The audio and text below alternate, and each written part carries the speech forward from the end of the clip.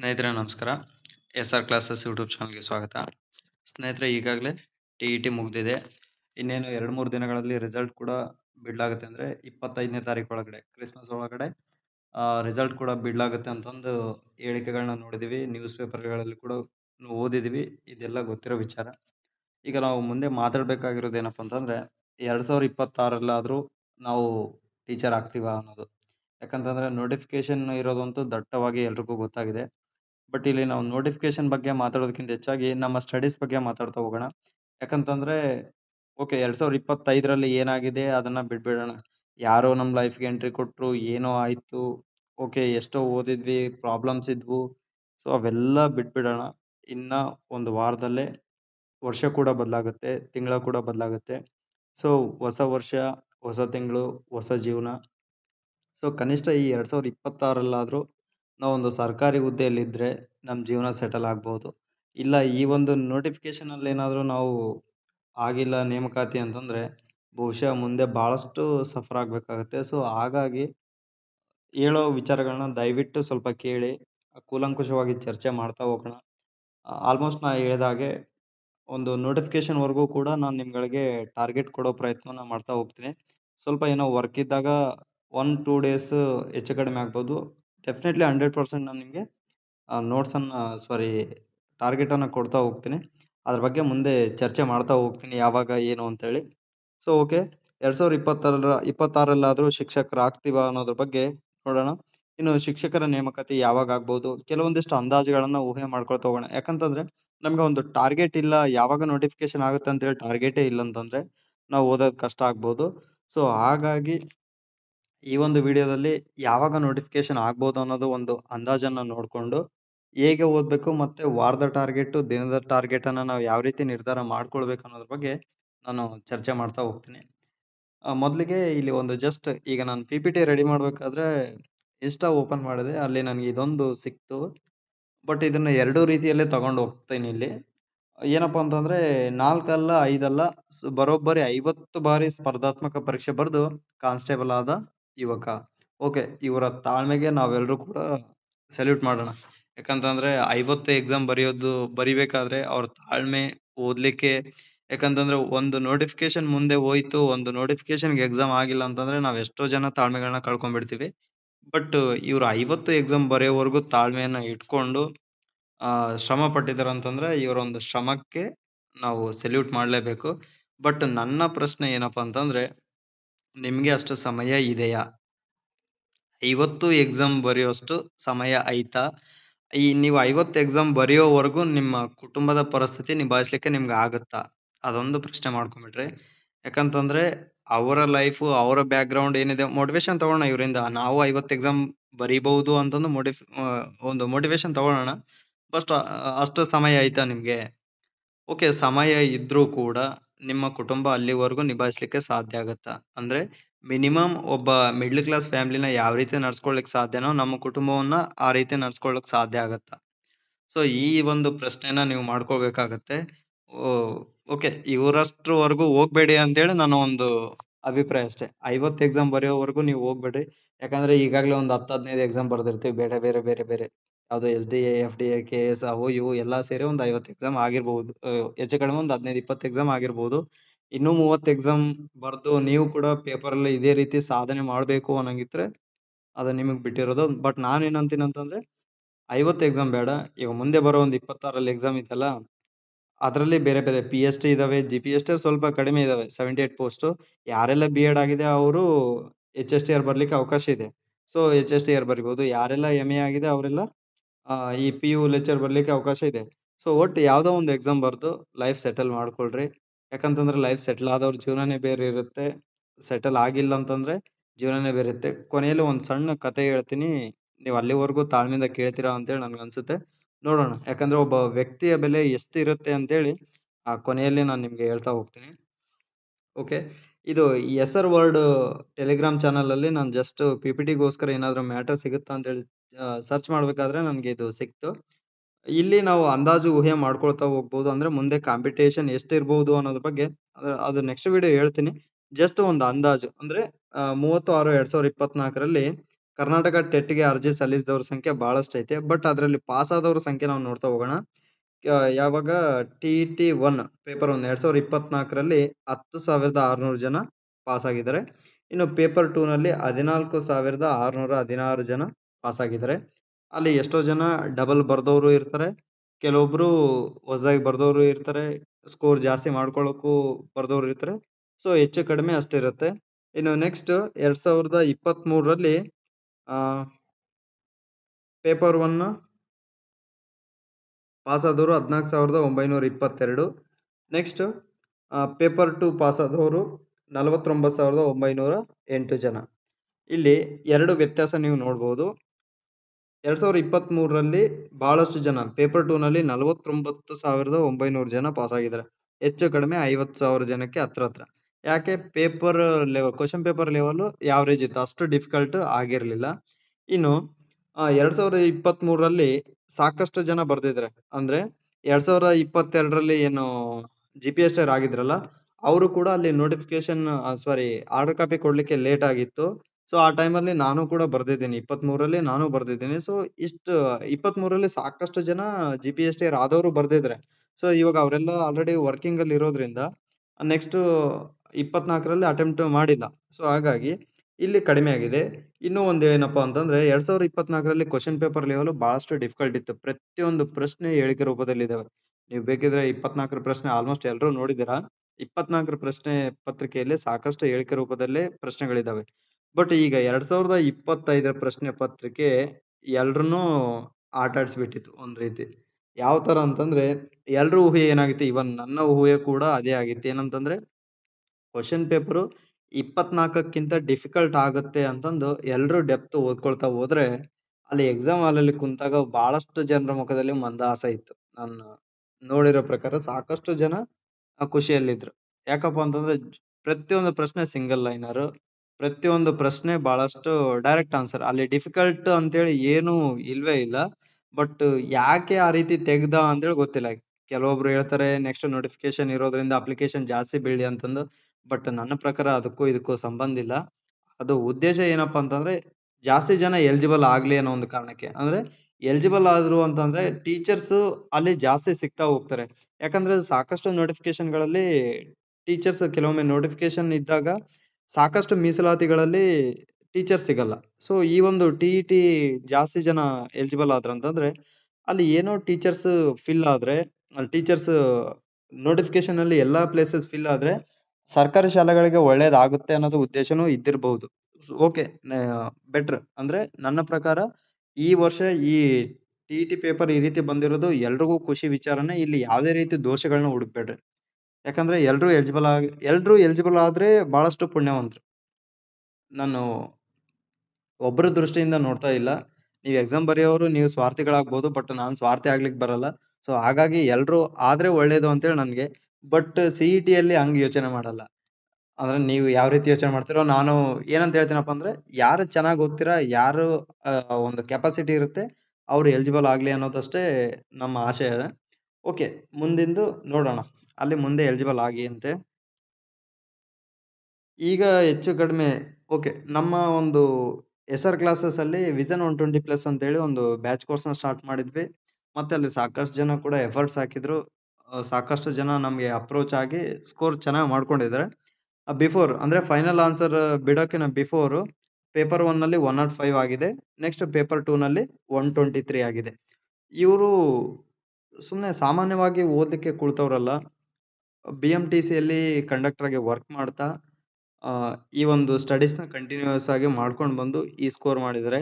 So ಇಷ್ಟು ನಾನು ಇವ್ರ ಬಗ್ಗೆ ಈಗಾಗಲೇ ಓಲ್ಡ್ ವಿಡಿಯೋದಲ್ಲಿ ಹೇಳಿದ್ದೆ. ಸೊ ಎಷ್ಟೋ ಜನ ರೆಗ್ಯುಲರ್ಲಿ ಕುಂತು ಓದ್ಕೊಂಡು ಸ್ಕೋರ್ ಮಾಡ್ಕೊಳಕ್ ಆಗಲ್ಲ. ಬಟ್ ಅಂತದ್ರಲ್ಲಿ ಇವರು ಈ ಲೆವೆಲ್ಗೆ ಸ್ಕೋರ್ ಮಾಡಿದ್ದಾರೆ. ಸೊ ಇದು ಇನ್ನೂ ಸ್ಕೋರ್ ಅಂದ್ರೆ ರೀಸೆಂಟ್ ಏನಾದ್ರು ನಾನು ಫೈನಲ್ ಗೆ ಆನ್ಸರ್ ನೋಡಿಲ್ಲ. ಅಲ್ಲಿ ಏನಾದ್ರು ವ್ಯತ್ಯಾಸ ಆಗಿದ್ರೆ ಇಲ್ಲಿ ಒಂದಿಷ್ಟು ಸ್ಕೋರ್ ವ್ಯತ್ಯಾಸ ಆಗ್ಬಹುದು. ನೆಕ್ಸ್ಟ್ ಇನ್ನೊಬ್ರು ಕೂಡ ಸರ್ ಟಿ-ಇ-ಟಿ ಸ್ಕೋರ್ 122 ಆಗಿದೆ ಸರ್ ಅಂತೇಳಿ ಹೇಳಿದ್ರು. ನೆಕ್ಸ್ಟ್ ನಿಮ್ ಟೆಸ್ಟ್ ಕೂಡ ಹೆಲ್ಪ್ ಆಗಿವೆ ಸರ್ ಅಂತಂದ್ರೆ ನಮ್ ಟೆಸ್ಟ್ ಹೆಲ್ಪ್ ಆಗಿದೆ ಅನ್ನೋದಕ್ಕಿಂತ ಅವ್ರ ಸ್ಟಡಿ ಅವ್ರ ಕೈ ಹಿಡಿದಿದೆ. ಓಕೆ, ನೆಕ್ಸ್ಟ್ ಇಷ್ಟು ಜಸ್ಟ್ ಒಂದಿಬ್ರು ಬಗ್ಗೆ ನೋಡಿದೆ. ಇಲ್ಲಿ ಸಾಕಷ್ಟು ಜನ ಪೇಪರ್ 1 ಅಲ್ಲಿ 110 ಕ್ರಾಸ್ ಮಾಡಿದವರು ನಮ್ಮ SR ಕ್ಲಾಸಸ್ ಅಲ್ಲಿ ಬಹಳ ಜನ ಇದ್ದಾರೆ. ಎಷ್ಟೋ ಜನ ಮೆಸೇಜ್ ಮಾಡಿದ್ದಾರೆ. ಇಂಡಿವಿಜುವಲ್ ಎಲ್ರೂ ಕೂಡ ಹಾಕೋದ್ ಬೇಡ ಅಂತೇಳಿ ಕೆಲವೊಬ್ರದ್ದು ಮಾತ್ರ ನಾನು ಹಾಕಿದ್ದೀನಿ ಇಲ್ಲಿ. ನೆಕ್ಸ್ಟ್ ಮೊನ್ನೆ ಈಗ ರೀಸೆಂಟ್ ಆಗಿ ಸೆಷನ್ ನಡೆಯೋ ಸಮಯದಲ್ಲಿ ಕೆಲವೊಂದು ಪ್ರಶ್ನೆಗಳು ಕೇಳ್ತಾರೆ. ನಮ್ಮ ಶಿಕ್ಷಣ ಸಚಿವರು ಕೂಡ ಕೆಲವೊಂದು ಉತ್ತರಗಳನ್ನ ಕೊಟ್ಟಿದ್ರೆ ಯಾವ ನೇಮಕಾತಿ ಆಗುತ್ತಂತಂದು ಜಸ್ಟ್ ಈಗ ಒಂದು ರೌಂಡ್ ಅಲ್ಲಿ ನೋಡ್ಕೊಂಡು ಹೋಗೋಣ. ನೋಡ್ರಿ ಇಲ್ಲಿ ಏನಂತ ಕೊಟ್ಟಿದ್ರ ಅಂತಂದ್ರೆ 41,088 ಸಾರಿ 41,088 ಸರ್ಕಾರಿ ಪ್ರಾಥಮಿಕ ಶಾಲೆಗಳಲ್ಲಿ 45,590 ಹುದ್ದೆಗಳು ಖಾಲಿದಾವೆ. ಮುಂದಿನ ಶೈಕ್ಷಣಿಕ ವರ್ಷದೊಳಗೆ ಅಂದ್ರೆ 2026-27 ಶೈಕ್ಷಣಿಕ ವರ್ಷದ ಒಳಗಡೆ ಶಿಕ್ಷಕರ ನೇಮಕಾತಿ ಪೂರ್ಣಗೊಳಿಸಲಾಗುವುದು ಅಂತಂದು ಹೇಳಿದ್ದಾರೆ. ಈಗ ಆಲ್ರೆಡಿ ನಾವು ಡಿಸೆಂಬರ್ ಮುಗಿದು ಜನವರಿಗೆ ಹೋಗ್ತಾ ಇದ್ದೀವಿ. ಜನವರಿ, ಫೆಬ್ರವರಿ, ಮಾರ್ಚ್, ಏಪ್ರಿಲ್ ಆದ್ರೆ ಒಂದು ಈ ಅಕಾಡೆಮಿಕ್ ಇಯರ್ ಮುಗಿಯುತ್ತೆ. ಈಗಾಗಲೇ ಹೇಳಿದ್ರು ಅಂದ್ರೆ ನೆಕ್ಸ್ಟ್ ಅಕಾಡೆಮಿಕ್ ಇಯರ್ ಮುಗಿಯೋದ್ರೊಳಗೆ ನಿಮ್ಮ ಎಲ್ಲ ಹೊಸ ನೇಮಕಾತಿಯನ್ನ ಮಾಡ್ಕೊಳ್ತೀವಿ ಅಂತಂದ್ರೆ ಡೆಫಿನೆಟ್ಲಿ ಈಗ ಅಂದ್ರೆ ನಾನು ರೀಸೆಂಟ್ ಒಂದು 10-15 ಡೇಸ್ ಬ್ಯಾಕ್ ಪ್ರಜಾವಾಣಿ ಪೇಪರ್ ನೋಡ್ಬೇಕಾದ್ರೆ ಏನೋ ಒಂದು ಸ್ಟೇ ಇದೆ. ಬಟ್ ಈಗ ಸೆಷನ್ ನಡೆಯೋ ಟೈಮಲ್ಲಿ ಸಚಿವ ಸಂಪುಟ ಒಳ ಮೀಸಲಾತಿಗೆ ಸಂಬಂಧಪಟ್ಟಂಗೆ ಎಲ್ಲವನ್ನೂ ಕ್ಲಿಯರೆನ್ಸ್ ತಗೊಂಡೈತೆ. ಈಗೇನು ನೋಟಿಫಿಕೇಶನ್ ಇರುವಂತ ಅಡ್ಡಿಗಳನ್ನು ಕೂಡ ಸಾಕಷ್ಟು ಕ್ಲಿಯರ್ ಆಗಿದಾವೆ. ಈಗ ನೋಟಿಫಿಕೇಶನ್ ಮಾಡ್ಬೇಕಾಗಿರೋದು ಬಹಳ ಹತ್ತಿರದಲ್ಲೇ ಇದಾವೆ. ಸೊ ಹಾಗಾಗಿ ನೀವು ನೆಗೆಟಿವ್ ಬಗ್ಗೆ ಯೋಚನೆ ಮಾಡ್ಬೇಡ್ರಿ. ನೋಟಿಫಿಕೇಶನ್ ಕಡೆ ಗಮನ ಕೊಡ್ರಿ. ಆಗತ್ತೆ, ಡೆಫಿನೆಟ್ಲಿ ಆಗುತ್ತೆ 100%. ಜಸ್ಟ್ ಅಂದಾಜು ನಾವು ಊಹೆ ಮಾಡ್ಕೊಳ್ಳೋದೇನಪ್ಪ ಅಂತಂದ್ರೆ ಫೆಬ್ರವರಿ, ಮಾರ್ಚ್ ಒಳಗೆ ನಿಮ್ಗೆ ನೋಟಿಫಿಕೇಶನ್ ಆಗ್ಬೋದು. ಫೆಬ್ರವರಿ, ಮಾರ್ಚ್ ಅಲ್ಲಿ ನೋಟಿಫಿಕೇಶನ್ ಆದ್ರೂ ಕೂಡ ನೀವು ಎಕ್ಸಾಮ್ ಬರೆಯೋದೇನಪ್ಪ ಅಂತಂದ್ರೆ ಮಾರ್ಚ್, ಏಪ್ರಿಲ್ ವರೆಗೂ ಅಪ್ಲಿಕೇಶನ್ ಬಿಟ್ರೆ ಮೇ, ಜೂನ್ ಅಲ್ಲಿ ಲಾಸ್ಟ್ 22 ಯಾವ ರೀತಿ ಬರ್ದೇವಲ್ಲ ಮೇ ಅಥವಾ ಜೂನ್ ಅಲ್ಲಿ ನಿಮ್ಗೆ ಎಕ್ಸಾಮ್ ನಡೆಸೋ ಸಾಧ್ಯತೆ ಬಹಳಷ್ಟು ಇರುತ್ತೆ. ಇನ್ನು ಇಲ್ಲಿ ಹೆಲ್ಪ್ಫುಲ್ ಏನಪ್ಪಾ ಅಂತಂದ್ರೆ ಮಾರ್ಚ್ ಆದ ನಂತರ ನೋಟಿಫಿಕೇಶನ್ ಆಯಿತು ಅಂತಂದ್ರೆ ಏಪ್ರಿಲ್, ಮೇ ನಿಮ್ಗೆ ಶಾಲೆನೂ ಇರಲ್ಲ, ರಜೆನೂ ಇರುತ್ತೆ. ಸೊ ಆ 2 ತಿಂಗಳ ನೀವು ಎಲ್ಲಾದ್ರೂ ಧಾರವಾಡ ಆ ಕಡೆ ಈ ಕಡೆ ಓದಿ ಫುಲ್ ಸ್ಟಡಿ ಮಾಡ್ಕೊಂಡು ಒಂದ್ ರೇಂಜ್ಗೆ ನೀವು ಓದ್ಬಹುದು. ಸೊ ಈಗ ನೋಟಿಫಿಕೇಶನ್ ಆದ್ರೂ ಕೂಡ ನೀವು ಶಾಲೆನ, ಫ್ಯಾಮಿಲಿನ ಪ್ಲಸ್ ಸ್ಟಡೀಸ್ನ ನೋಡ್ಕೊಳ್ಳೋದು ಹೆಚ್ಚು ಕಡಿಮೆ ಬಹಳಷ್ಟು ಕಷ್ಟ ಆಗುತ್ತೆ. ಈಗಿಂದ ಏನಾದ್ರು ನೀವು ನೋಟಿಫಿಕೇಶನ್ ಬಗ್ಗೆ ಕಾಯ್ಲಾರ್ದಂಗೆ ಹಂತ ಹಂತವಾಗಿ ಓದ್ಕೊಳ್ತಾ ಹೋಗಿರ ಅಂತಂದ್ರೆ ಯಾವುದೇ ಸಮಯದಲ್ಲಿ ನೋಟಿಫಿಕೇಶನ್ ಆದ್ರೂ ಕೂಡ ನೀವು ಡೆಫಿನೆಟ್ಲಿ ಅದನ್ನ ಕ್ರ್ಯಾಕ್ ಮಾಡ್ಬೋದು. ಓಕೆ, ಇಲ್ಲಿ ನೋಡ್ರಿ, ಇಲ್ಲಿ ಕ್ಲಿಯರ್ ಆಗಿ ಕೊಟ್ಟಿದ್ದಾರೆ 45,590 ಹುದ್ದೆಗಳು ಖಾಲಿ ಇದಾವೆ.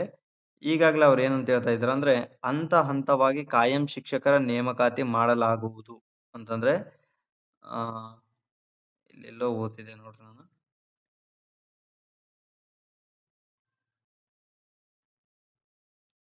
ಹಂತ ಹಂತವಾಗಿ ಕಾಯಂ ಶಿಕ್ಷಕರ ನೇಮಕಾತಿ ಮಾಡಲಾಗುವುದು ಅಂದ್ರೆ ಆಲ್ರೆಡಿ ಪ್ಲಾನ್ಡ್ ಇದ್ದಾರೆ.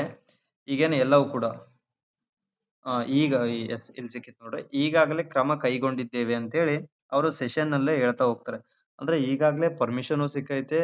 ಜಸ್ಟ್ ಇವಾಗ ಏನು ಟೆಕ್ನಿಕಲ್ ಇಶ್ಯೂಸ್ ಏನಿದಾವಲ್ಲ ಅವುಗಳನ್ನ ಕ್ಲಿಯರ್ ಮಾಡ್ಕೊಂಡ್ರೆ ಡೆಫಿನೆಟ್ಲಿ ಆದಷ್ಟು ಬೇಗ ನೋಟಿಫಿಕೇಶನ್ ಆಗುತ್ತೆ. ಇಲ್ಲಿ ಕೂಡ ಹೇಳಿರೋದನ್ನ ನಾವು ನೋಡ್ಬೋದು. 11,000 ಶಿಕ್ಷಕರ ನೇಮಕಾತಿ ಪೂರ್ಣಗೊಳ್ಳಲಿದೆ. ಯಾವಾಗ? ಮುಂದಿನ ಶೈಕ್ಷಣಿಕ ವರ್ಷದ ಆರಂಭದ ಒಳಗಡೆ ಅಂದ್ರೆ ಜೂನ್ ಒಳಗಡೆ ಅಂತಂದು ಹೇಳ್ತಾ ಇದ್ದಾರೆ. ನೋಡೋಣ, ಹೆಚ್ಚು ಕಡಿಮೆ ಅಲ್ಲಿಗೆ ಆಗ್ಬಹುದು. ಜೂನ್, ಜುಲೈ ಆಗಿಲ್ಲ ಅಂದ್ರೂ ಕೂಡ ನೆಕ್ಸ್ಟ್ ಆಗಸ್ಟ್, ಸೆಪ್ಟೆಂಬರ್ ಒಳಗಡೆನೆ ಟೋಟಲಿ ನೋಟಿಫಿಕೇಶನ್ ಕ್ಲಿಯರೆನ್ಸ್ ಸಿಕ್ಕು ನೀವ್ ಎಕ್ಸಾಮ್ ಬರ್ದಿರ್ತಾರ ಅಲ್ಲಿಗೆ ಜಾಯ್ನಿಂಗ್ ಅಲ್ಲಿ ಊಹೆ ಮಾಡ್ಕೊಳ್ಬಹುದು. ಬಟ್ ನಾವ್ ಅನ್ಕೊಂಡಂಗ ಆದ್ರೆ ಯಾವ್ದು ಕೂಡ ನಮ್ ಕೈಯಲ್ಲಿ ಇಲ್ಲ. ಜಸ್ಟ್ ನಾವು ಅಂದಾಜು ಊಹೆ ಮಾಡ್ತಾ ಹೋಗ್ಬಹುದು ಅಷ್ಟೇ. ಇನ್ನು ನೆಕ್ಸ್ಟ್ CET ಅಲ್ಲಿ ಸ್ಕೋರ್ ಮಾಡ್ಲಿಕ್ಕೆ ಏನ್ ಮಾಡ್ಬಹುದು ಅಥವಾ ಏನ್ ಮಾಡ್ಬೇಕಂತಂದ್ರೆ ಫಸ್ಟ್ ಏನಪ್ಪಾ ಅಂತಂದ್ರೆ ಈ ಟಾರ್ಗೆಟ್ ನ ಕಡ್ಡಾಯವಾಗಿ ಪಾಲಿಸಬೇಕು. ಅಂದ್ರೆ ಏನು ವೀಕ್ಲಿ ಟಾರ್ಗೆಟ್, ಡೈಲಿ ಟಾರ್ಗೆಟ್ ಏನಿರುತ್ತಲ್ಲ ಆ ಟಾರ್ಗೆಟ್ ಅನ್ನ ನೀವು ಪಾಲಿಸಬೇಕು.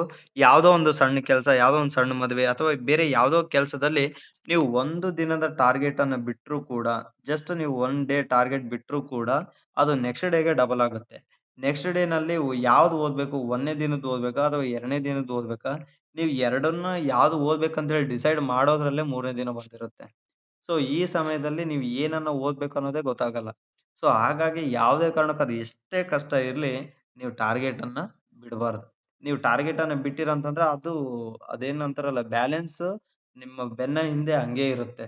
ಸೊ ಅದೆಲ್ಲ ನೀವು ಎಷ್ಟು ಬ್ಯಾಲೆನ್ಸ್ ನ ಭಾರ ಇಟ್ಕೊಂತಿರೋ ನಿಮ್ಗೆ ಮುಂದೆ ಓದ್ಲಿಕ್ಕೆ ಕಷ್ಟ ಆಗ್ಬೋದು. ಸೊ ಹಾಗಾಗಿ ಏನ್ ಟಾರ್ಗೆಟ್ ಅನ್ನ ಕೊಟ್ಟಿರ್ತೀವಲ್ಲ ಅದನ್ನ ಕಡ್ಡಾಯವಾಗಿ ಪಾಲಿಸಿ ಕ್ಲಿಯರ್ ಮಾಡ್ಕೊಳ್ರಿ. ನೆಕ್ಸ್ಟ್ ನೀವು ಯಾವುದೇ ಚಾನಲ್ ಇರ್ಬೋದು ಅಥವಾ ಎಲ್ಲಾದ್ರೂ ತಗೊಳ್ರಿ, ಮಂತ್ಲಿ 2 ಮಾರ್ಕ್ ಟೆಸ್ಟ್ ಅನ್ನ ಕಂಪಲ್ಸರಿ ನೀವು ಅಟೆಂಡ್ ಮಾಡಿ. ಮಾರ್ಕ್ ಟೆಸ್ಟ್ ಅಟೆಂಡ್ ಮಾಡೋದ್ರಿಂದ ಏನಾಗುತ್ತಪ್ಪ ಅಂತಂದ್ರೆ ನೀವು ಓದಿರೋ ವಿಷಯದಲ್ಲಿ ರಿವಿಷನ್ ಆಗುತ್ತೆ. ನೆಕ್ಸ್ಟ್ ಮುಂದೆ ಓದ್ಬೇಕಾಗಿರೋ ವಿಷಯದಲ್ಲಿ ನಿಮ್ಗೆ ಏನು ಓದ್ಬೇಕು ಅನ್ನೋದಾದ್ರೂ ಗೊತ್ತಾಗುತ್ತೆ. ಜಸ್ಟ್ ಅಲ್ಲಿ ಅಲ್ಲಿ ಬಂದಿರೋ ಪ್ರಶ್ನೆಗಳು ಬರ್ದೇ ಇರ್ಬೋದು. ಅಂದ್ರೆ ನೀವು ಅಟೆಂಡ್ ಮಾಡೋ ಟೆಸ್ಟ್‌ಗಳಲ್ಲಿ ಬರ್ದೇ ಇರ್ಬೋದು. ಬಟ್ ಆ ಕ್ವೆಷನ್ ಬರ್ಬೋದಾ ಅನ್ನೋ ಒಂದು ಎಕ್ಸ್‌ಪೆಕ್ಟೇಷನ್ ಇಂದಾದ್ರೂ ನೀವು ಟೆಸ್ಟ್ ಅನ್ನ ಅಟೆಂಡ್ ಮಾಡ್ಲೇಬೇಕಾಗುತ್ತೆ. ನೆಕ್ಸ್ಟ್ ಮೂರನೇದು ಬಂದ್ಬಿಟ್ಟು ಕಂಪಲ್ಸರಿ ರಿವಿಷನ್ ಮಾಡ್ಬೇಕು. ಅಂದ್ರೆ ನೋಟಿಫಿಕೇಶನ್ ಒಳಗಡೆ ನೀವು ಮಿನಿಮಮ್ 2-3 ಟೈಮ್ಸ್ ರಿವಿಷನ್ ಮಾಡ್ಕೊಂಡ್ರೆ ಮಾತ್ರ ನಿಮ್ಗೆ ಸಾಧ್ಯ ಆಗುತ್ತೆ. ಈಗಾಗಲೇ ನೀವ್ ಏನು ಓದಿದ್ರಲ್ಲ, ಟಿ-ಇ-ಟಿಗೆ ಓದಿದ್ರಲ್ಲ, ಟಿ-ಇ-ಟಿಗೆ ಓದಿರೋದ್ನೇ ನೀವು ರಿವಿಷನ್ ಮಾಡ್ಕೊಳ್ಬೇಕು. ಸೊ ಅಂದ್ರೆ ಟಿ-ಇ-ಟಿಗೆ ಯಾರೆಲ್ಲ ಪರ್ಫೆಕ್ಟ್ ಆಗಿ ಚೆನ್ನಾಗಿ ಓದಿದ್ರ ಅವ್ರಿಗೆಲ್ಲ ಈಗ ಬರೋದೆಲ್ಲ 100% ರಿವಿಷನ್‌ಗೆ ಬರುತ್ತೆ. ಯಾಕಪ್ಪ ಅಂತಂದ್ರೆ ಓದಿದ್ದು ಬಹಳ ಲಾಂಗ್ ಗ್ಯಾಪ್ ಏನು ಆಗಿಲ್ಲ. ರೀಸೆಂಟ್ ಆಗಿ ಓದಿರೋದ್ರಿಂದ ಸೊ ಅದೆಲ್ಲ ರಿವಿಷನ್ ಆಗ್ತಾ ಹೋಗುತ್ತೆ. ಸೊ ನೆಕ್ಸ್ಟ್ ಒಂದ್ ಬಂದ್ಬಿಟ್ಟು ಟೈಮ್ ಇದೆ. ನೋಟ್ಸ್‌ನ ರೆಡಿ ಮಾಡ್ಕೊಳ್ರಿ. ಅಂದ್ರೆ ನನ್ನ ಒಂದು ಥಿಯರಿ ಏನಪ್ಪಾ ಅಂದ್ರೆ ನಾವು ಒಂದ್ಸಲ ಬರ್ದಿರೋ ನೋಟ್ಸ್ ನೆಕ್ಸ್ಟ್ ಟೈಮ್ ಓದಲ್ಲ. ಯಾಕಂತಂದ್ರೆ ನೆಕ್ಸ್ಟ್ ಟೈಮ್ ನಾನು ಬುಕ್ ಓದ್ಬೇಕಾದ್ರೆ ನನಗೆ ಲಿಮಿಟೇಷನ್ಸ್ ಆಗ್ಬಿಡುತ್ತೆ. ಅಂದ್ರೆ ನೋಟ್ಸ್ ಓದಿದ್ರೆ ಸಾಕು ಅಂತಂದು.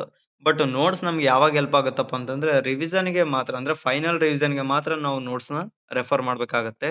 ಅದು ಬಿಟ್ಟು ನೀವು ಓದೋ ಟೈಮಲ್ಲಿ ನೋಟ್ಸ್‌ನ ಯಾವುದೇ ಕಾರಣಕ್ಕೂ ಅಂದ್ರೆ ಸ್ಟಾರ್ಟಿಂಗ್ ರಿವಿಷನ್‌ಗಳಿಗೋಸ್ಕರ ನೀವ್ ಯಾವುದೇ ಕಾರಣಕ್ಕೂ ನೋಟ್ಸ್‌ನ ಪ್ರಿಪೇರ್ ಮಾಡ್ಕೊಳ್ಬೇಡ್ರಿ. ಫೈನಲ್ ರಿವಿಷನ್‌ಗೋಸ್ಕರ ನೋಟ್ಸ್‌ನ ಓದ್ಕೊಳ್ರಿ. ಇದು ನನ್ನ ಸಜೆಷನ್. ಬಟ್ ನಿಮ್ಗೆ ಹೆಂಗ್ ಅನುಕೂಲ ಆಗುತ್ತೋ ನೀವು ಆ ರೀತಿ ಮಾಡ್ಬೋದು. ಇಷ್ಟು ನಾವು ಇವತ್ತು ಈ ಒಂದು ವಿಡಿಯೋದಲ್ಲಿ ಹೇಳ್ಬೇಕಾಗಿರೋದು. ಇನ್ನು ನೆಕ್ಸ್ಟ್ ನಾಳೆಯಿಂದ ಟಾರ್ಗೆಟ್ ಅನ್ನ ಕೊಡ್ತಾ ಹೋಗ್ತೀನಿ. ಆ ಟಾರ್ಗೆಟ್ ಅನ್ನ ನೀವು ಎಷ್ಟು ಜನ ಪಾಲಿಸ್ತೀರಾ ನಿಮಗ್ ಬಿಟ್ಟಿರೋದು. ಡೆಫಿನೆಟ್ಲಿ ನಾನು ಸಾಧ್ಯ ಆದ್ರೆ ಇವತ್ತು ನೈಟ್ ವಿಡಿಯೋ ಮಾಡಿ ನಾಳೆ ಬೆಳಗ್ಗೆ ಅಪ್ಲೋಡ್ ಮಾಡ್ತೀನಿ. ಇಲ್ಲ ನಾಳೆ ಸಂಜೆ ಅಪ್ಲೋಡ್ ಮಾಡಿ ನೆಕ್ಸ್ಟ್ ಡೇ ಆದಷ್ಟು ಬೇಗ ನಾಳೆ ವಿಡಿಯೋ ಅಪ್ಲೋಡ್ ಮಾಡಿದ್ರೆ ನಾಡಿದ್ದಿಂದ ಟಾರ್ಗೆಟ್ ಕೊಡ್ತಾ ಹೋಗಿರ್ತೀನಿ. ನೀವು ಅದನ್ನ ಫಾಲೋ ಅಪ್ ಮಾಡಿ. ಎಷ್ಟೇ ಕಷ್ಟ ಇದ್ರು ಜಸ್ಟ್ ಒಂದು 3 ಮಂತ್ಸ್ ನೀವು ಸ್ಟಡೀಸ್‌ಗೆ ಬೇರೆ ಎಲ್ಲಾ ಕೆಲಸಗಳ ಜೊತೆಗೂನು ಸ್ಟಡೀಸ್ ಅನ್ನೋದು ಒಂದು ಪಾರ್ಟ್ ಅಂತ ಹೇಳಿ ತಿಳ್ಕೊಂಡ್ರೆ ಡೆಫಿನೆಟ್ಲಿ ಸಕ್ಸಸ್ ಆಗ್ತೀರಾ. ಏನೋ ಒಂದು ಕತೆ ಹೇಳ್ಬೇಕಂತ ಹೇಳಿದ್ನಲ್ಲ. ಒಬ್ಬ ವ್ಯಕ್ತಿಯ ಬೆಲೆ ಎಷ್ಟು ಅಂತೇಳಿ ಜಸ್ಟ್ ಒಂದು 2 ಮಿನಿಟ್ಸ್ ಅಲ್ಲಿ ಒಂದು ಕಥೆಯಲ್ಲಿ ಹೇಳ್ತಾ ಹೋಗ್ತೀನಿ. ಯಾವ್ದೋ ಒಬ್ಬ 18ರಿಂದ 25 ವರ್ಷದ ಒಳಗಿನ ಹುಡುಗನಿಗೆ ಏನೋ ಒಂದು ಆಕಸ್ಮಿಕವಾಗಿ ಏನೋ ಅಪಘಾತ ಆಗುತ್ತೆ ಅಥವಾ ಯಾವುದೋ ಒಂದು ಕಾರಣಕ್ಕೆ ಆಸ್ಪತ್ರೆಗೆ ಕರ್ಕೊಂಡು ಹೋಗ್ತಾರೆ. ಆಸ್ಪತ್ರೆಗೆ ಕರ್ಕೊಂಡು ಹೋದಂತ ಸಂದರ್ಭದಲ್ಲಿ ಅವನಿಗೆ ಸಾಕಷ್ಟು ಟ್ರೀಟ್ಮೆಂಟ್ ಕೊಡ್ತಾರೆ. ಸಾಕಷ್ಟು ಟ್ರೀಟ್ಮೆಂಟ್ ಕೊಟ್ಟಾಗ ಕೊನೆಗೆ ಗೊತ್ತಾಗುತ್ತೆ ಅವನು ಉಳಿಯಲ್ಲ ಅಂತೇಳಿ. ಉಳಿಯಲ್ಲ ಅಂತ ಗೊತ್ತಾದಾಗ ಆ family just middle class family. ಅಂದ್ರೆ ಸ್ವಲ್ಪ ಕೋಟ್ಯಾಧೀಶ್ವರರೆಲ್ಲ ಅವ್ರ ಲೆವೆಲ್‌ಗೆ ಹೋಗ್ಬಹುದು. But middle class family, poor ಫ್ಯಾಮಿಲಿಗಳ ಪರಿಸ್ಥಿತಿನ ನಾ ಹೇಳ್ತಾ ಹೋಗ್ತೀನಿ. ಅವ್ರು ಅಡ್ಮಿಟ್ ಮಾಡ್ತಾರೆ. ಕೊನೆಗೆ ಆ ಹುಡುಗನನ್ನ ಉಳಿಸ್ಕೊಳ್ಳಕ್ಕೆ ಆಗಲ್ಲ. ಹುಡುಗನಿಗೆ ಉಳಿಸ್ಕೊಳ್ಳಕ್ ಆಗ್ಲಾರ್ದಾಗ ನಿಮ್ಗೆ ಆ ಡೆಡ್ ಬಾಡಿನ ಕೊಡ್ಬೇಕಾದ್ರೆ ಡಾಕ್ಟರ್ಸ್ ಹೇಳ್ತಾರೆ ಅಥವಾ ಹಾಸ್ಪಿಟಲ್ ಅಲ್ಲಿ ಇರೋರು ಹೇಳ್ತಾರೆ, ಈ ಒಂದು ವ್ಯಕ್ತಿಗೆ ನೀವು ಅಂದ್ರೆ ಟ್ರೀಟ್ಮೆಂಟ್‌ಗೆ ಏನು ಇಷ್ಟು ದಿನ ಆಗಿದೆಯಲ್ಲ, ಆ ಟ್ರೀಟ್ಮೆಂಟ್‌ಗೆ ನೀವು 5,00,000 ಕೊಟ್ಟು ನೀವು ವಾಪಸ್ ತಗೊಂಡು ಹೋಗ್ಬೋದು ಅಂತೇಳಿ ಹೇಳ್ತಾರೆ. ಅಂದ್ರೆ ಬಾಡಿನ ತಗೊಂಡು ಹೋಗ್ಬೋದು ಅಂತಂದು ಹೇಳ್ತಾರೆ. ಅಂದ್ರೆ ಒಬ್ಬ 18 ವರ್ಷದ ಹುಡುಗ ಅಥವಾ 18ರಿಂದ 25 ವರ್ಷದ ಒಳಗಿನ ಹುಡುಗನ ಬೆಲೆ ಎಷ್ಟು? ಕೇವಲ 5,00,000. ಅಂದ್ರೆ ಅವನ ಜೀವನ ಇನ್ನೂ 75 ವರ್ಷಗಳವರೆಗೂ ಅಂದ್ರೆ ನಾವು 100 ವರ್ಷ ಅಂತ ತಿಳ್ಕೊಂಡ್ರೆ 75 ವರ್ಷದ ಒಳಗಿನ ಜೀವನ ಇದ್ರೂ ಕೂಡ ಜಸ್ಟ್ ಅವನ ಬೆಲೆ ಕೇವಲ 5,00,000.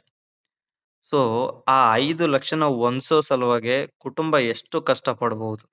ಅವ್ರು ಬಹಳ ಕಷ್ಟ ಪಡ್ತಾರೆ. ಇರೋ ಹಣ ಅಂದ್ರೆ ಒಡವೆಗಳನ್ನೆಲ್ಲ ಮಾರ್ಕೊಂಡು ಅವರು ರೆಡಿ ಮಾಡ್ಕೊಳಕ್ ಆಗೋದು ಕೇವಲ 2ರಿಂದ 3,00,000. ಇನ್ನು ಉಳ್ದಿರೋದ್ನ ಸಾಲ ಮಾಡ್ಬೇಕು. ಮಗ ಹೋಗ್ತಾನೆ, ಸಾಲ ಆಗುತ್ತೆ. ಸೊ ಆ ಸಾಲನ ತೀರ್ಸೋ ಸಲುವಾಗಿ ಮತ್ತೆ ತಂದೆ ತಾಯಿಗಳು 2-3 ವರ್ಷ ದುಡಿಬೇಕಾಗತ್ತೆ. ಕೊನೆಗೆ ಸಾಧಿಸಿದ್ದು ಏನೂ ಇಲ್ಲ. ಅಲ್ಲಿ ಅವನು ಕೊಟ್ಟೋಗಿರೋದು ಬಡತನ. ಅಂದ್ರೆ ವಾಸ್ತವ ಸ್ಥಿತಿ ಇದು. ನೀವು ಜಸ್ಟ್ ನಾನು ರೀಸೆಂಟ್ ಆಗಿ ಕೇಳ್ಪಟ್ಟಿರೋದು ಮತ್ತೆ ಸ್ವಲ್ಪ ನನ್ನ ಗಮನಕ್ಕೆ ಬಂದಿರೋದು ಇದು. ಅಂದ್ರೆ ಒಬ್ಬ 25 ವರ್ಷದೊಳಗಿನ ವ್ಯಕ್ತಿಯ ಬೆಲೆ ಜಸ್ಟ್ 5,00,000 ಆಯ್ತು ಅಂತಂದ್ರೆ ಅದು ಯಾವ ರೀತಿ ಊಹೆ ಮಾಡ್ಕೊಳ್ಬೇಕೋ ನನ್ಗೆ ಅರ್ಥ ಆಗಲ್ಲ. ಸೊ ಹಾಗಾಗಿ ದಯವಿಟ್ಟು ನೀವು ಒಂದ್ಸಲ ಗೌರ್ಮೆಂಟ್ ಅಲ್ಲಿ ಬಂದು ಒಂದು ಸಿಗ್ನೇಚರ್ ಮಾಡಿದೀರ ಅಂತಂದ್ರೆ ಡೆಫಿನೆಟ್ಲಿ ನೀವು ಸೆಕ್ಯೂರ್ ಪ್ಲೇಸ್ ಅಲ್ಲಿ ಇರ್ತೀರ. ಆ ಸಮಯದಲ್ಲಿ ನಮ್ಗಳಿಗೆ ಏನೇ ಆದ್ರೂ ಕೂಡ ನಮ್ಮ ಹಿಂದೆ ನಂಬಿದವರಿಗೆ ಒಂದು ಉದ್ಯೋಗ ಸಿಗುತ್ತೆ, ದುಡ್ಡು ಸಿಗುತ್ತೆ, ಇನ್ಶೂರೆನ್ಸ್ ಕ್ಲೈಮ್ ಆಗುತ್ತೆ. ಸೊ ಇವೆಲ್ಲವೂ ಸಾಕಷ್ಟು ಆಪರ್ಚುನಿಟಿ ಇದಾವೆ. ನಾವು ನಮ್ಗೋಸ್ಕರ ಜಾಬ್ ಮಾಡ್ಕೊಳ್ತೀವಿ ಅನ್ನೋದಕ್ಕಿಂತ ನಮ್ಮನ್ನ ನಂಬಿ ಏನ್ ನಮ್ಮಿಂದ ಇದಾರಲ್ಲ, ಅವ್ರನ್ನ ಒಂದು ಸೇಫರ್ ಝೋನಲ್ಲಿ ಲೈಫ್ ಟೈಮ್ ಅವ್ರು ಇರೋವರೆಗೂ ಅವ್ರ ಒಂದು ಸೇಫರ್ ಝೋನಲ್ಲಿ ಇಡ್ಬಹುದು ಅಂತ ಅನ್ನೋದು ಒಂದು ಯೋಚನೆ ಇರ್ಲಿ. ಓಕೆನಾ? ಓಕೆ, ನಾವೆಲ್ಲರೂ ಶಾಲೆಗಳಿಗೆ ಹೋದ್ಮೇಲೆ ಶಾಲೆಗಳನ್ನ ಉದ್ಧಾರ ಮಾಡೋದು ನಮ್ಮ ಕರ್ತವ್ಯ. ಅದನ್ನ ಯಾಕಂದ್ರೆ ಅದಕ್ಕೋಸ್ಕರನಲ್ಲ ಸಂಬಳ ಕೊಡೋದು. ಸೊ ಡೆಫಿನೆಟ್ಲಿ ನಾವು ಆ ಕೆಲಸ ಮಾಡ್ತೀವಿ. ಬಟ್ ಅದನ್ನ ಮೀರಿ ಅದಕ್ಕೆ ಸಮಾನಾಂತರವಾಗಿ ಅಥವಾ ಅದ್ರ ಹಿಂದೆನೂ ಕೂಡ ಕುಟುಂಬಗಳಿದಾವೆ. ಸೊ ಆ ಕುಟುಂಬಗಳನ್ನೂ ಕೂಡ ನಾವು ಪೋಷಿಸಬೇಕಾಗತ್ತೆ. ಸೊ ಹಾಗಾಗಿ ಹೇಳೋದನ್ನ ಅರ್ಥ ಮಾಡ್ಕೊಂಡು ಕೇಳಿ, ಯೋಚನೆ ಮಾಡಿ ನಿರ್ಧಾರ ಮಾಡ್ರಿ. ಸೊ ಒಬ್ಬ ವ್ಯಕ್ತಿಯ ಬೆಲೆ ಎಷ್ಟಂತೇಳಿ ಗೊತ್ತಾಯ್ತಲ್ಲ. ಸೊ ಹಾಗಾಗಿ ನಮ್ ಬೆಲೆಗಳು ಎಷ್ಟಂತೇಳಿ ಒಂದು ಸಲ ಯೋಚನೆ ಮಾಡ್ಕೊಂಡು ನಾವು ಓದೋದ್ರ ಕಡೆ ಗಮನ ಕೊಟ್ರೆ ಡೆಫಿನೆಟ್ಲಿ 2026ರಲ್ಲಿ ಟೀಚರ್ಸ್ ಆಗ್ತೀರಾ. ಡೆಫಿನೆಟ್ಲಿ ಆಗ್ತೀರಾ. ಫಿಕ್ಸ್ ಆಗ್ಬಿಡಿ. ನಾನು 2026ರಲ್ಲಿ ಟೀಚರ್ ಆಗ್ತೀನಿ ಅಂತಾನೆ ಫಿಕ್ಸ್ ಆಗಿ ಒಂದ್ ಕಡೆ ಬರೀರಿ. ಬರ್ದು ಒಂದ್ ಕಡೆ ಪೇಸ್ಟ್ ಮಾಡ್ರಿ. 2026 ಅಲ್ಲಿ ನಾನು ಟೀಚರ್ ಆಗ್ತೀನಿ ಅಂತೇಳಿ ಒಂದು ಪೇಸ್ಟ್ ಮಾಡಿ ನೀವು ಅದ್ರ ಪ್ರಕಾರ ಓದ್ತಾ ಹೋಗಿ ಡೆಫಿನೆಟ್ಲಿ ಸಕ್ಸಸ್ ಆಗ್ತೀರಾ. ಆ, ಎಷ್ಟು ಸಾಧ್ಯ ಆಗುತ್ತೋ ಅಷ್ಟು ನಾವು SR ಕ್ಲಾಸಸ್ ನಿಮ್ಮ ನೋಟಿಫಿಕೇಶನ್ ಎಕ್ಸಾಮ್ ಆಗೋವರೆಗೂ ನಿಮ್ ಜೊತೆ ಇರೋ ಪ್ರಯತ್ನವನ್ನ ಖಂಡಿತ ಮಾಡ್ತೀವಿ. ಕೆಲವೊಂದಿಷ್ಟು ವ್ಯತ್ಯಾಸ ಆಗ್ಬಹುದು. ಅಂದ್ರೆ ಟಾರ್ಗೆಟ್ ಕೊಡೋದ್ರಲ್ಲಿ 1 ಆರ್ 2 ಡೇಸ್ ಲೇಟ್ ಆಗ್ಬೋದು. ಫ್ರೀ ಇದ್ರೆ ಡೆಫಿನೆಟ್ಲಿ ಕೊಡ್ತೀವಿ. ಸೊ ಇನ್ ಮುಂದೆ ಫ್ರೀ ಮಾಡ್ಕೊಂತೀನಿ ಅಂತೇಳಿ ನಾನು ಹೇಳ್ತೀನಿ. ಫ್ರೀ ಮಾಡ್ಕೊಂಡಾದ್ರೂ ನಿಮ್ಗೆ ಟಾರ್ಗೆಟ್ ಕೊಡೋ ಪ್ರಯತ್ನವನ್ನ ಮಾಡ್ತಾ ಹೋಗ್ತೀನಿ. ಯಾರು ಕೂಡ ಓದೋದನ್ನ ಸ್ಕಿಪ್ ಮಾಡ್ಬೇಡ್ರಿ. ನಿಮ್ಮ ತಾಳ್ಮೆನ ಕಳ್ಕೊಬೇಡಿ. ನೀವು ನಿಮ್ಮ ಏನಂತೀರ ನಿಮ್ಮತನವನ್ನ ಬಿಟ್ಕೊಡ್ಬೇಡ್ರಿ. ದಯವಿಟ್ಟು ನಿಮ್ ಬಗ್ಗೆ ಏನು ರೂಮರ್ಸ್ ಇದಾವಲ್ಲ, ಎಷ್ಟು ಓದ್ತಾನಪ್ಪ, ಎಷ್ಟು ನೌಕರಿ ಆಗ್ತಿಲ್ಲ, ಅವೆಲ್ಲ ರೂಮರ್ಸ್‌ಗಳಿಗೆ ನೀವು ಉತ್ತರ ಕೊಡೋ ಒಂದು ಸಮಯ ಈಗ ಮುಂದೆ ಬಂದೈತೆ. ಸೊ ಅದನ್ನ ನೀವು ಕರೆಕ್ಟಾಗಿ ಯುಟಿಲೈಸ್ ಮಾಡ್ಕೊಂಡೀರ ಅಂತಂದ್ರೆ ನೀವು ಡೆಫಿನೆಟ್ಲಿ ಸಕ್ಸಸ್ ಆಗ್ತೀರಾ. ಇನ್ನು ನೆಕ್ಸ್ಟ್ ವಿಡಿಯೋದಲ್ಲಿ ಟೈಮ್ ಮ್ಯಾನೇಜ್ಮೆಂಟ್ ಅನ್ನೋ ಒಂದು ಕಾನ್ಸೆಪ್ಟ್‌ನ ಹಿಡ್ಕೊಂಡು ಜಸ್ಟ್ ಒಂದು 5 ಮಿನಿಟ್ಸ್ ವಿಡಿಯೋ ಮಾಡೋ ಪ್ರಯತ್ನವನ್ನ ಮಾಡ್ತೀನಿ. ನಾಳೆನೇ ಟೈಮ್ ಮ್ಯಾನೇಜ್ಮೆಂಟ್ ಬಗ್ಗೆ ವಿಡಿಯೋ ಮಾಡೋ ಪ್ರಯತ್ನವನ್ನ ಮಾಡ್ತೀನಿ. ಅಲ್ಲಿ ನಿಮ್ಗೆ ಇನ್ನೂ ಒಂದೆರಡು ವಿಷಯಗಳ ಬಗ್ಗೆ ಹೇಳಿ ಕ್ಲಿಯರೆನ್ಸ್ ಕೊಡ್ತಾ ಹೋಗ್ತೀನಿ. ಸೊ ಯಾವುದೇ ಕಾರಣಕ್ಕೂ ಓದೋದನ್ನ ಬಿಡ್ಬೇಡಿ ಅಂತ ಹೇಳ್ತಾ ಈ ಒಂದು ವಿಡಿಯೋನ ಇಲ್ಲಿಗೆ ಮುಗಿಸ್ತಾ ಇದ್ದೀನಿ. ಜೈ ಹಿಂದ್.